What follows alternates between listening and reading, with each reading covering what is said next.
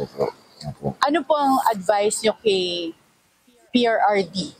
Dahil napagdaanan mo na rin yung pinagdaanan niya, of course, magkakaiba yung circumstances, pero yung kinikwento mo nga kanina, yung mga phases na pinagdaanan mo nung nakulong ka, siguro ngayon meron siyang something similar na pinagdadaanan. Ano po yung magiging advice nyo sa kanya? Well, number one na advice ko is, boss, eto na, huwag kang magagalit, boss, ha? Pero ito yung, hindi ko dinasal na makulong ka.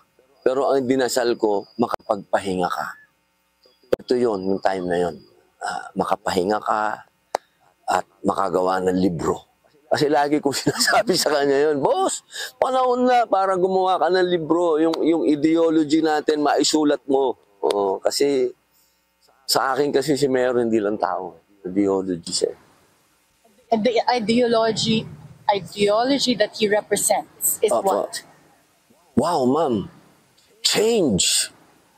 Kailangan natin ng bago. Yan ang ideology ni Mayor. Pag nakikita mo siya, kaya natin magbago. Nagawa sa Davao, nagawa niya sa Pilipinas, nagkaroon lang ng pandemic. Kaya natin to. Matupad lang yung sinasabi niya. Kaya natin to. Bumoto lang kayo ng tama.